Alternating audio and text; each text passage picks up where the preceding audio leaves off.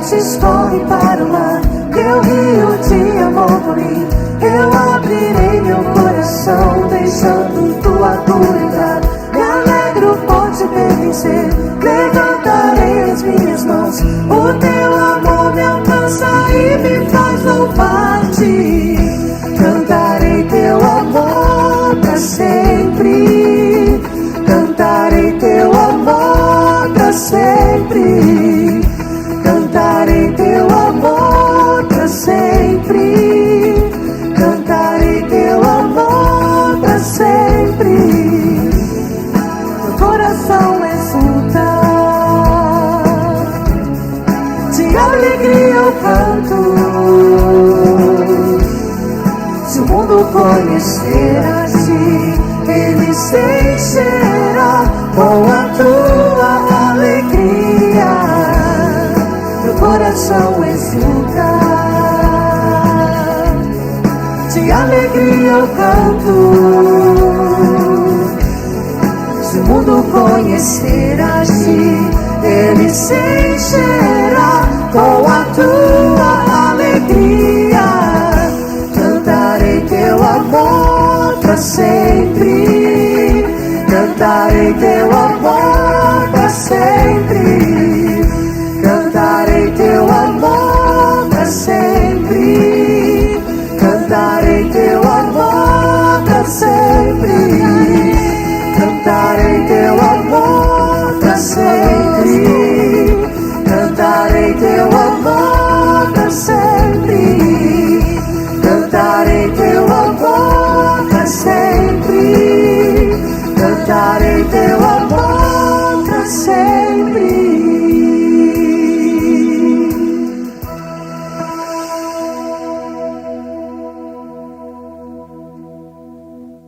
Olá, meu irmão. Tem um texto lá em Salmo 113 que diz que quem é como o Senhor, o nosso Deus, que reina em seu trono nas alturas. E o outro versículo diz, mas se inclina para contemplar o que acontece nos céus e na terra e na sua casa. Esse momento, nós como igreja, nós somos convidados a engrandecer e a louvar ao Senhor com os nossos dízimos e com as nossas ofertas. Sabemos que Deus, como diz esse texto, é poderoso. E ao mesmo tempo que Ele é um Deus de todo o universo, Ele é um Deus que se inclina para a minha e a tua casa. Ele é um Deus que tem nos sustentado. Eu tenho vivido isso, sustentado nesse tempo, em tempos difíceis e em tempos de abundância. E como agradecimento e como louvor, eu te convido, se você está preparado, se você tem esse desejo no coração, nós temos esse momento onde você pode fazer ou anotar aí, está aparecendo na tela, anotar esse local para você fazer aí a sua contribuição financeira. Nós como igreja trabalhamos para que essa contribuição chegue a pessoas, chegue a lugares, pessoas sejam abençoadas com isso. Por isso, neste momento, eu também quero orar por você, para que Deus continue derramando da graça, como o texto diz, que Ele continue se inclinando para a tua casa, para a tua vida, para o seu dia a dia. Em nome de Jesus, eu quero orar por tua casa. Pai, em nome do Senhor Jesus, eu coloco a vida do meu irmão, a casa dele. Nós colocamos, ó Pai, o trabalho dele, nós colocamos a vida financeira dele. Eu sei como o texto diz que o Senhor se inclina para os céus e a terra, o Senhor se inclina para a vida do meu irmão. Que o Senhor possa abençoá-lo, que o Senhor possa ensiná-lo a andar nesse tempo. Que o Senhor possa, Senhor, abençoar a casa dele, os filhos, a esposa, aonde ele colocar as mãos, que seja abençoado. Em nome de Jesus, ó Pai, que o Senhor abençoe todos aqueles meus irmãos que são empresários, os meus irmãos que são autônomos, os meus irmãos que são trabalhadores, que em todo tempo o Senhor possa cuidar de cada um. olhar e se inclinar para a vida do meu irmão. E que em todo tempo ele veja a glória de Deus na vida e na família dele. Em nome de Jesus. Meu irmão, que o Senhor te abençoe, que o Senhor te guarde e que Ele faça resplandecer sobre você a graça e a luz dele, em nome de Jesus. Olá, meus queridos irmãos, a graça e a paz a todos, amém? Bom podermos estarmos juntos mais uma vez nessa manhã de domingo e podermos desfrutar desse momento tão singular, tão especial, que é de podermos nos reunir mesmo nas nossas casas e podermos prestar o nosso culto a Deus, onde nesse momento em especial nós iremos então ouvir a palavra do Senhor. Eu quero convidar você que se encontra nessa hora, nos assistindo, participando desse momento, eu queria convidar você a fechar os seus olhos, curvar a sua cabeça e nós iremos orar ao Senhor. Vamos orar? Senhor, em nome de Jesus, nós estamos diante do Senhor e queremos nessa hora, ó Pai, agradecer ao Senhor por mais um dia de vida, por mais um dia onde a Tua bondade, a Tua graça, o Teu amor, a Tua misericórdia se renovou sobre nós, Pai. Obrigado por nossas vidas, pelo nosso lar, pela nossa família. Obrigado por podermos, ó Pai, desfrutar desse privilégio de prestarmos culto ao Senhor, Pai. Deus, nós queremos apresentar diante de Ti as nossas vidas, o nosso lar, a nossa família, e rogar ao Senhor para a Tua ajuda. Pai, queremos, ó Pai, ouvir a Tua voz. Fala conosco, nos ajude, meu Deus, a realmente entender, ó Deus, compreender a Tua palavra. Que o Senhor possa nos ajudar, meu Pai querido, como diz o salmista, esconder a Tua palavra no nosso coração, para não pecar contra o Senhor, Pai. Nos ajude nessa hora, Pai. Me ajuda, ó Deus, usa a minha vida para abençoar o Teu povo, para abençoar cada lar, cada família, cada pessoa que nesta hora, meu Pai querido, está participando deste momento, Pai. Deus, nos conduza, Pai. Tenha misericórdia de nós, em nome de Jesus. Amém. Amém. Queridos, eu quero pensar sobre um tema muito atual com vocês, muito relevante, muito importante. E o tema da mensagem de hoje é muito além das aparências. O momento em que estamos vivendo é de muita confusão, frustração e revolta na sociedade por causa dos escândalos no meio religioso. Veja só alguns exemplos. Nós temos preso o ex-presidente da Câmara dos Deputados Federais, um evangélico que foi preso e acusado por envolvimento com corrupção. Se eu não estou enganado, o Ministério Público, inclusive, chega a pedir 200 anos de cadeia para essa pessoa que se diz, inclusive, evangélico. Por outro lado, nós também temos agora, bem recente, um padre que está sendo acusado de desviar cerca de 20 milhões de reais. Dinheiro esse que foi doados por fiéis para a construção de uma basílica. E ele também é acusado de formação de quadrilha.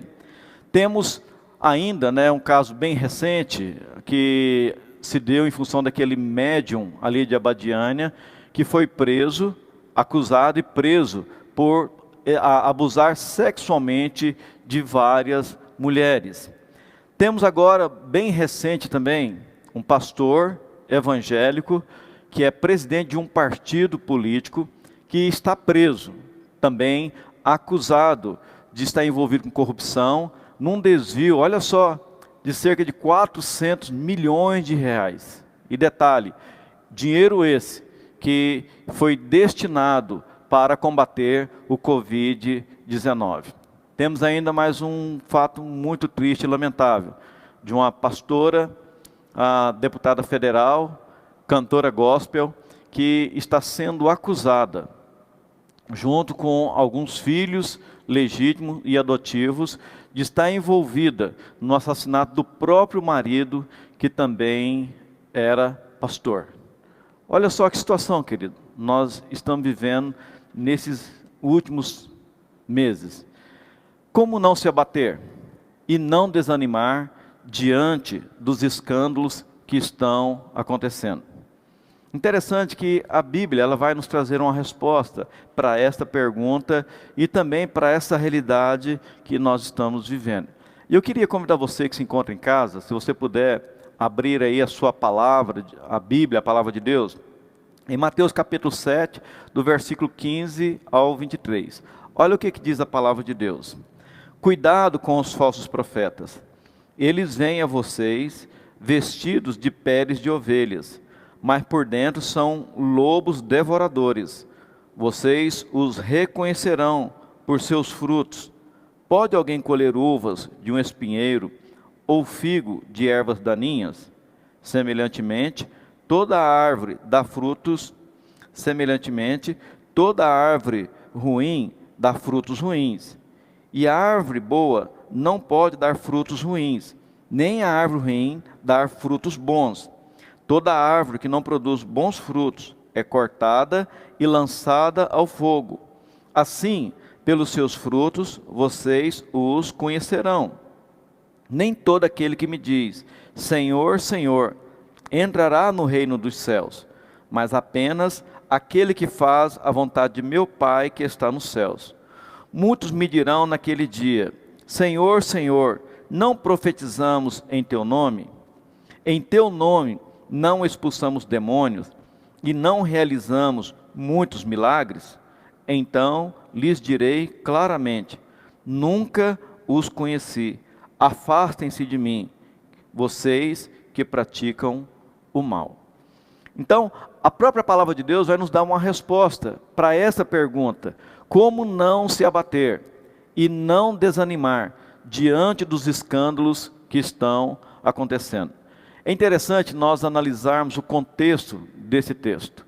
Nós temos em Mateus capítulo 3, o batismo de Jesus, por João Batista no Rio Jordão. Em Mateus capítulo 4, nós temos Jesus sendo levado ao deserto para ser tentado pelo diabo, e após resistir às tentações do diabo, Jesus então começa a pregar a palavra de Deus. Nós vamos ver em Mateus capítulo 4, 17, o primeiro sermão de Jesus. Arrependei-vos, porque é chegado o reino dos céus. Após então esse sermão, Jesus então, ele agora vai ter ao seu lado um grupo de pessoas que estavam então seguindo ele, interessado em ouvi-lo. E aí Jesus no capítulo 5 inicia o sermão da montanha. Então nós temos Mateus 5, 6 e 7. Jesus fazendo então um seminário com os seus discípulos, com aquelas pessoas que estavam então seguindo ele. E depois de tratar sobre vários assuntos, nós temos aqui agora, bem no finalzinho do Sermão da Montanha, prestes a terminar o Sermão da Montanha, Jesus trazendo essa advertência. Ele vai dizer para nós tomarmos cuidado, nos acautelar, porque viriam muitos lobos disfarçados em peles de ovelhas, mas que por dentro seriam lobos devoradores. E ele então vai nos dar aqui a orientação sobre como então nos livrarmos e não sermos atraídos por esses lobos. Jesus vai dizer que pelo fruto se conhece a árvore. Observa que Jesus nos ensina a olharmos, para muito além das aparências. Jesus nos ensina a focarmos, nos frutos e não nas aparências. E quando ele fala de fruto aqui, na verdade, querido, Jesus está falando de caráter. Então, mais do que ficar impressionado com a aparência de alguém, com o carisma de alguém, com a formação de alguém, com o dom de alguém, com o ministério de alguém, com a beleza de alguém, nós precisamos estarmos atentos ao caráter da pessoa. E aí não tem como nós conhecermos alguém a fundo se não nos relacionarmos com elas, se não convivermos com ela. Como diz alguém, precisamos comer 1 quilo de sal com essa pessoa.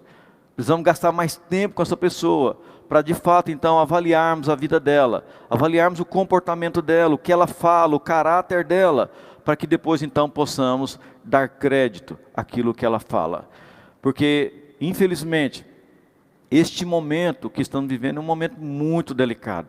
de pessoas que estão feridas, machucadas, frustradas, decepcionadas, desanimadas, pessoas que estão, de alguma forma, dando lugar à incredulidade, estão se afastando, do Senhor em função dos escândalos, em função do mau testemunho. Eu citei aqui alguns casos, mas poderia citar muitos outros.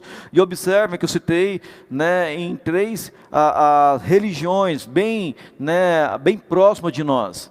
Inclusive a realidade evangélica. Fiz questão de frisar principalmente a realidade evangélica. Então, queridos, a palavra de Deus, ela nos traz a direção, ela nos mostra como lidar com situações como essa. E como eu falei para vocês, Jesus nos convida a olharmos para muito além das aparências. Não ficarmos impressionados com a aparência, mas olharmos o fruto, olharmos o caráter, o comportamento das pessoas. Porque é uma tendência natural nossa de nos impressionarmos com aquilo que está diante dos nossos olhos. É muito comum a gente logo dar crédito a alguém, por exemplo, que se diz ser pastor. Alguém que se diz ser um líder religioso. E aí, às vezes, a gente para, a gente deixa de analisar melhor a realidade. Eu me lembro de um texto bem interessante que se encontra em Atos dos Apóstolos, onde o apóstolo Paulo, depois dele ter passado pela cidade de Tessalônica, onde ele, ali ao pregar a palavra, o que aconteceu? Eles quiseram apedrejá-lo, eles quiseram matá-lo.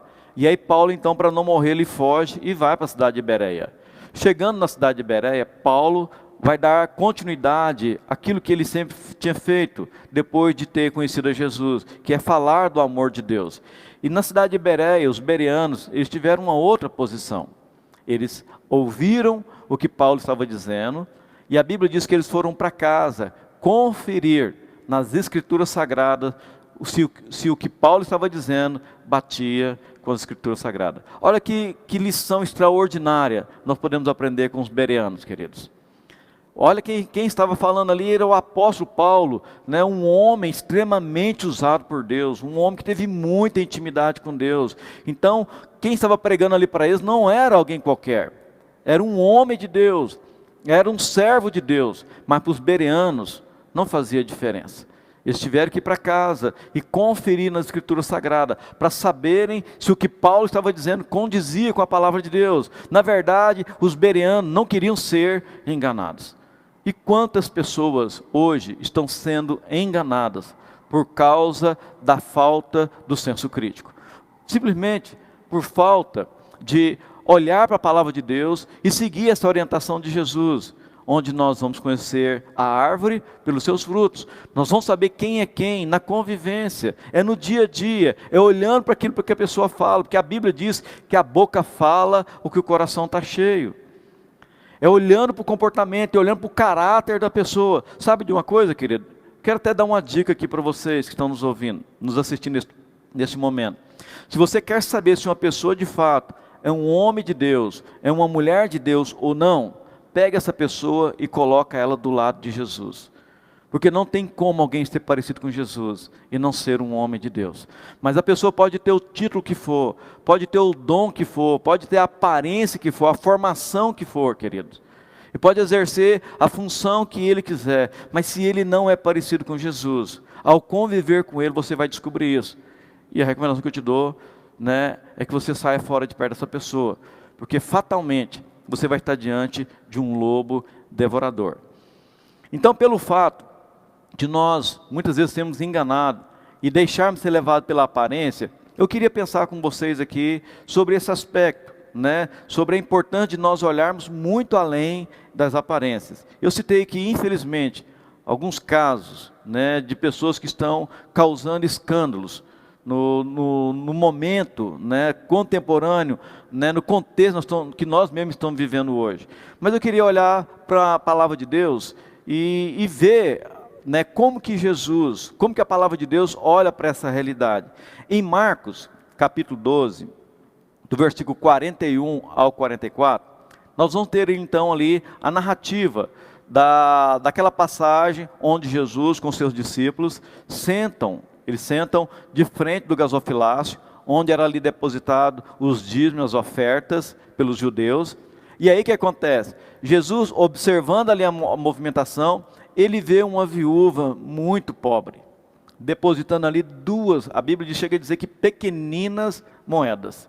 E Jesus então vai chamar a atenção dos discípulos e vai dizer para eles: vê aquela viúva pobre, ela deu mais do que todos, porque os demais estavam dando do que sobravam, e ela estava dando do seu sustento, do que ela tinha. Então, na verdade, Jesus não estava ali olhando apenas para as duas pequeninas moedas, mas para a motivação do coração daquela viúva. Está vendo como que Jesus, ele olha?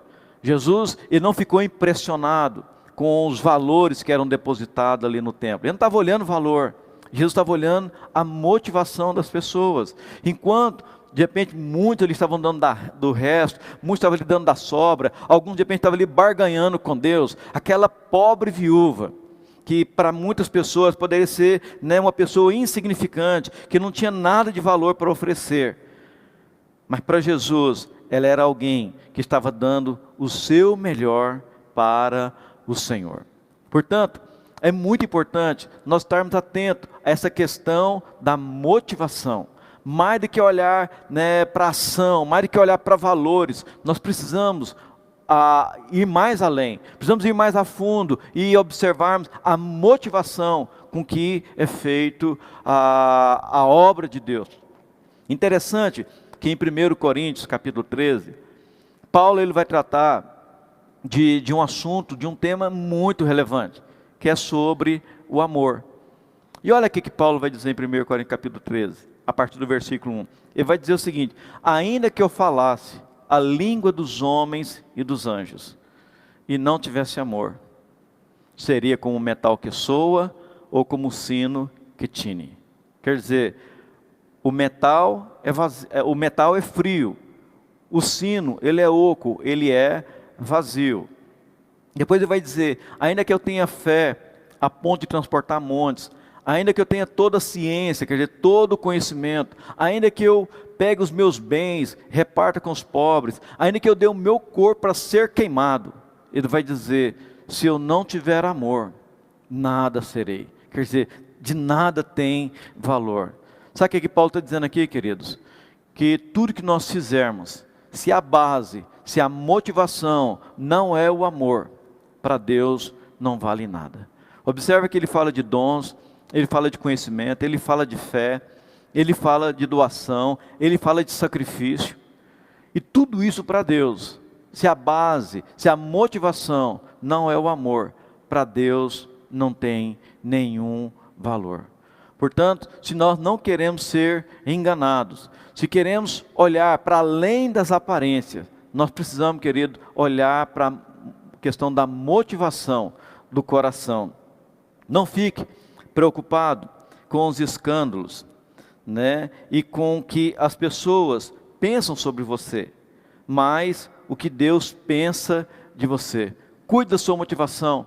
Além de estar atento à motivação com que as pessoas que estão próximas de você, às vezes estão tentando aí te influenciar, querendo, né, te orientar, o que acontece? Além de você, acima de tudo, mais do que olhar para a aparência delas, além, né, das aparências, olhar para a motivação dela, cuide também das suas motivações, porque se você está com a sua se o que você faz está sendo feito com a motivação correta, queridos, não importa o que as pessoas pensam sobre você, o que importa é o que Deus pensa de você. Então nós precisamos tomar cuidado para, né, com essa questão de irmos além das aparências e olharmos para as motivações, tanto das pessoas que nos cercam, quanto para as nossas próprias motivações.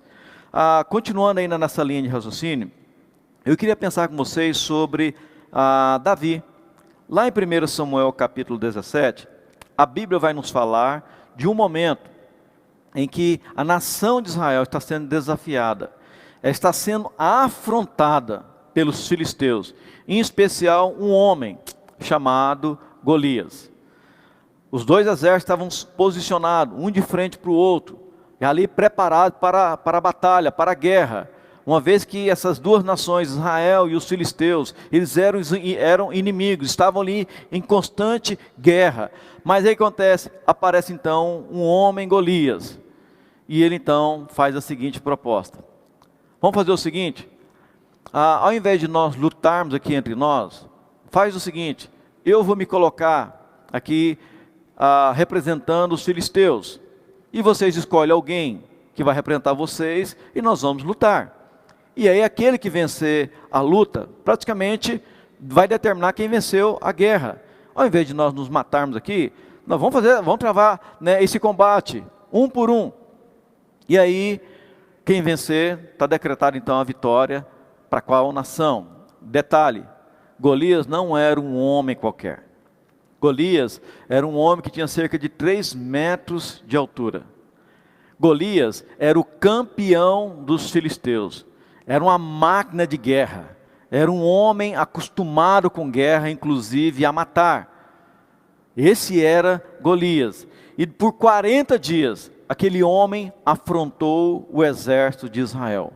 E não teve ninguém que enfrentasse aquele gigante. Até que um belo dia chega então o pastor Davi. E Davi, ao ver aquele homem afrontando o exército do Deus vivo, ele então vai se oferecer. Ele vai se colocar à disposição para enfrentar aquele gigante. E ao ser colocado diante do rei Saul, o próprio Saul tentou levar ele a desistir, né, daquele propósito. Mas ele disse: não, rei, pode ficar tranquilo, porque eu estou acostumado a lidar com ursos e leões para defender as minhas ovelhas. E não vai ser esse incircuncioso que vai ficar desafiando o exército do Deus vivo. E aí Davi então, ele vai de encontro a Golias. Ele passa ali num riacho, pega 5 pedras, pega sua funda, o seu cajado, e ele vai então se encontrar com Golias. E quando Golias vê Davi, Golias então vai zombar de Davi, vai desprezar Davi. Mas Davi ele não se intimida com Golias. Davi não fica impressionado com o tamanho de Golias, porque além da sua estatura, além do seu treinamento, a própria, né, armadura de Golias era algo impressionante. Só a couraça, o peitoral, né, escameado de bronze que protegia o peito dele, era em torno de 70 quilos.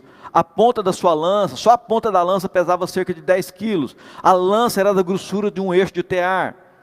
Fora isso, ele tinha o seu escudeiro, só para carregar o seu escudo. Mas Davi não ficou impressionado com tudo isso. E Davi, ao invés de se intimidar, Davi, pelo contrário, ele corre para cima de Golias. E vai dizer o seguinte para Golias: você vem para cima de mim, com espada, com lança e com escudo, mas eu vou para cima de você em nome do Senhor dos Exércitos. E ali, na primeira pedra, ele já derruba o Golias e pega a espada e corta a cabeça daquele gigante. E ali Israel então, agora o exército de Israel se levanta e vai para cima dos filisteus, e eles vencem aquela batalha. Sabe, querido, para muitos Davi era apenas um simples pastor de ovelhas. Olha a questão, né? Além das aparências. Mas para Deus, ele era o homem segundo o seu coração. Davi era o homem segundo o coração de Deus. Sabe, queridos, as pessoas não conheciam Davi, mas Davi era conhecido por Deus. Ainda em 1 Samuel, no capítulo 16, eu citei para vocês 1 Samuel, fiz a narrativa de 1 Samuel 17, mas no capítulo 16 nós temos ali o momento em que Davi ele vai ser ungido por Samuel, o profeta de Deus, o último juiz de Israel, um homem de Deus. Orientado pelo Senhor, ele vai até a casa de Jessé, uma vez que Deus estava literalmente, né, tinha deixado de lado o rei Saul, devido os pecados, as maldades, a desobediência de Saul. Deus então agora vai escolher para rei de Israel o homem segundo o seu coração. E quando Samuel chega na casa de Jessé, Jessé então agora traz seus filhos.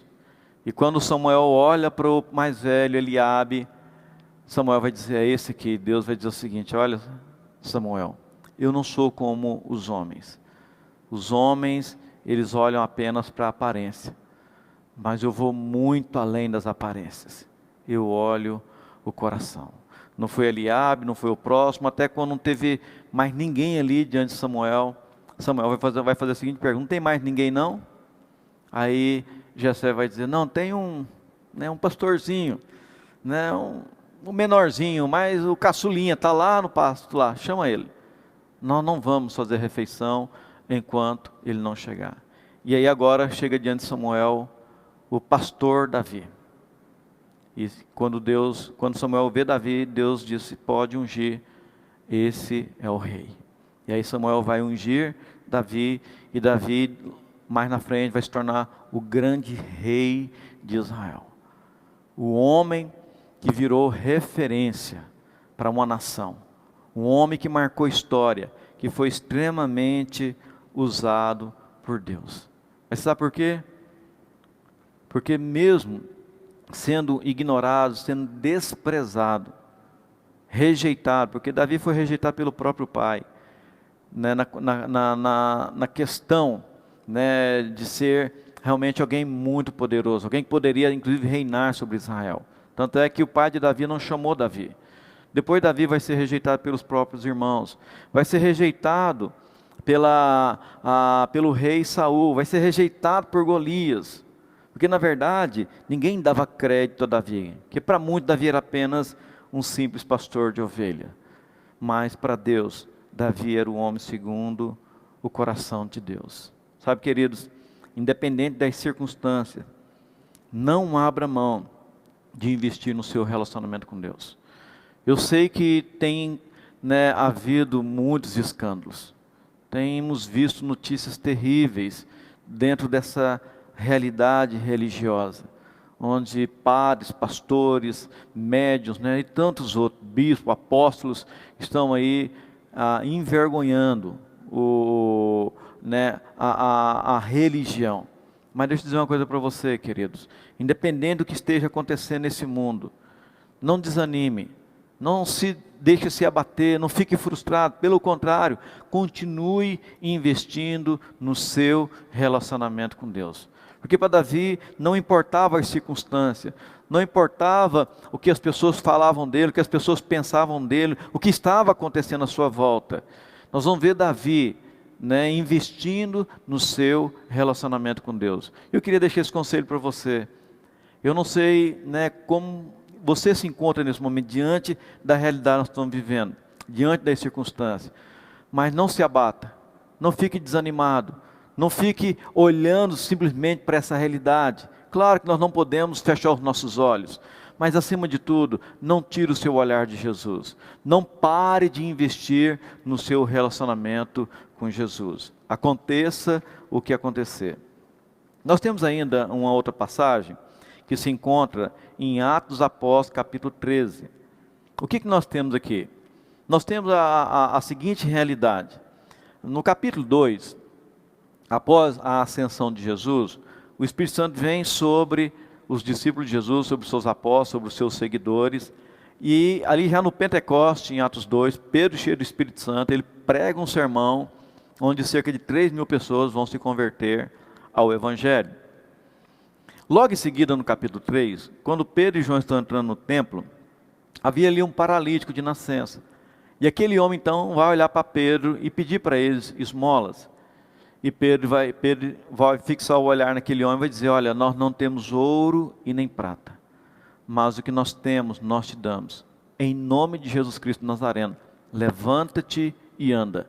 E aquele homem então agora, né, dá um salto e sai correndo, glorificando a Deus ali no templo, e isso faz com que mais uma grande multidão se juntasse em volta ali de Pedro, em volta de João, e Pedro mais uma vez, aproveitando aquela oportunidade, começa então novamente a falar de Jesus, começa a falar do amor de Jesus, e ali o que vai acontecer? Cerca de mais 5.000 pessoas vão se converter a Jesus Cristo, e agora o Sinédrio, a cúpula dos religiosos, agora enfurecidos, os mesmos que há pouco tempo atrás tinham prendido e mandado matar Jesus, vão prender agora Pedro e João, e inclusive vão ameaçá-los de morte, para que não falassem mais de Jesus.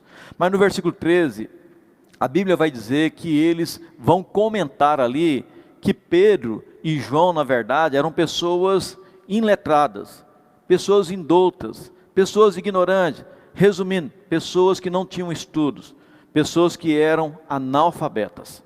Até porque eles eram simples pescadores que ocupavam-se da pescaria, em trazer alimento para dentro da sua casa. Então veja só, para os religiosos, o apóstolo Pedro era apenas um pobre pescador e, por sinal, analfabeto. Mas para Jesus, Pedro era alguém de sua extrema confiança. Os religiosos procuravam ignorar a Pedro, mas Jesus valorizava a vida daquele homem. Tanto é que lá no Evangelho de João, capítulo 21, do versículo 15 ao 17, antes de Jesus ter sido morto, lembra que ele foi traído, né? Ele foi abandonado, mas também ele foi negado 3 vezes pelo apóstolo Pedro. E aí Jesus então ele é julgado, condenado inocentemente, morre injustamente por minha causa, por sua causa, por causa dos nossos pecados, mas a morte não pôde deter Jesus. Ao 3º dia Jesus ressuscita, e ele então agora aparece para os seus apóstolos, e antes dele voltar para o céu, a Bíblia vai dizer, lá em Atos Apóstolos capítulo 1, versículo 3, vai dizer que Jesus ainda passou cerca de 40 dias com seus discípulos. E aí, antes dele voltar para o céu, ele vai chamar Pedro então para uma conversa a sós. E ali Pedro então é confrontado, onde Jesus vai por 3 vezes perguntar para Pedro se Pedro de fato amava Jesus. Assim como Pedro negou Jesus por 3 vezes, Jesus pergunta a Pedro se Pedro de fato o amava. E é interessante que na última vez em que Jesus faz essa pergunta para Pedro, Pedro vai então ali, de uma forma muito constrangida, dizer: Senhor, Tu sabes de todas as coisas. Em outras palavras, o que Pedro estava dizendo? Senhor, Tu sabe que eu te traí. O Senhor sabe que eu fui um covarde. O Senhor sabe que eu fui um medroso. Mas apesar de tudo isso, eu te amo. E olha para quem que Jesus vai confiar a menina dos seus olhos. Para Pedro. Jesus vai dizer para Pedro: Pedro, apacenta os meus cordeirinhos. Viu só? Para os religiosos, Pedro era apenas um pobre pescador e analfabeto. Mas para Jesus, Pedro era alguém de sua extrema confiança. Mais do que se importar com as pessoas que tentam nos desqualificar por causa dos escândalos, precisamos valorizar o fato de Deus nos amar e não desistir de nós. Assim como Jesus não desistiu de Pedro, Jesus também não desiste de nós, querido. Jesus nos ama profundamente e nós precisamos levar isso em consideração. Saber que o Rei dos Reis, o Senhor dos Senhores, Ele nos valoriza. Ele nos vê além, muito além das aparências. Ele vai ver a motivação do nosso coração. Ele vai ver até que ponto estamos dispostos a investir no nosso relacionamento com Ele e de termos intimidade com Ele. Ele vai ver muito além dos nossos erros, dos nossos fracassos. Ele vai ver muito além do que as pessoas pensam ou acham de nós. Jesus simplesmente nos valoriza. Ele nos ama a ponto de ter morrido em nosso lugar. Eu não sei qual que é a sua realidade nesse momento. Como você está lidando com esse momento onde as redes sociais, os meios de comunicação estão sendo bombardeados com tantos escândalos que têm acontecido no meio religioso. Eu não sei o que essas informações estão fazendo com você. Se está levando você a desanimar, se está levando você a esfriar na fé, a se frustrar. Deixa eu falar uma coisa para você. A despeito de qualquer coisa, Deus continua sendo Deus. É só olharmos para a palavra de Deus e nós vamos ver que após Elias ter enfrentado e desafiado e vencido os profetas de Baal, ele, por medo de Jezabel, ele vai entrar numa caverna e ali ele vai se esconder e ele inclusive vai dizer para Deus que só tinha restado ele. E Deus então vai dizer para Pedro, aliás, Elias, pelo contrário, rapaz, tem 7.000 que eu reservei, que não se dobraram a Baal. Eu não sei quantos nesse mundo tem que ainda não se dobraram ao diabo, ao pecado, a esse sistema podre e corrompido que nós estamos vivendo nele. Mas uma coisa eu sei, queridos, nós precisamos continuarmos olhando para o autor e o consumador da nossa fé. Como eu disse aqui, numa última mensagem que eu compartilhei, esses 31 anos de convertido que eu completei esse ano, das muitas pessoas que eu vi se afastando do Evangelho, pessoas com potencial incrível, que tinham tudo para realmente ter um relacionamento, uma intimidade com Deus, ser muito usado por Deus. Todos que eu vi se afastando da presença do Senhor, todos eles tiveram algo em comum. Todos eles deixaram de olhar para Jesus. Começaram a olhar para os escândalos, começaram a olhar para o sofrimento, começaram a olhar para a circunstância e foram se frustrando, decepcionando com o homem, com a instituição, com a realidade do mundo que nós vivemos, e muitas pessoas hoje se encontram afastadas. Mas eu queria deixar essa palavra aqui para nós nessa manhã de domingo. Não pare de olhar para Jesus. Não deixe de olhar para Jesus. Não pare de investir no seu relacionamento com Deus. Por favor, não pare de ler a Bíblia. Não pare de orar. Não pare de dobrar o seu joelho diante de Deus. Alguém disse que nós nos mantemos em pé diante dos homens, nos colocando de joelho diante do Senhor. Não sei quanto tempo mais nós ainda iremos viver. Não sei quanto tempo mais ainda esse mundo vai existir antes que Jesus volte e acabe com tudo. Mas uma coisa eu sei, cabe a mim e a você, independente das circunstâncias, dos escândalos que estão acontecendo, sermos fiéis a Deus até a morte. Fazemos parte desses vários milhares de pessoas que estão aí honrando o Senhor. Pare de olhar para aqueles que estão envergonhando o Evangelho e olhe para Jesus. Olhe para pessoas que estão aí de fato honrando o Senhor. Vamos orar? Queria orar mais uma vez nesse momento com você. Vamos orar.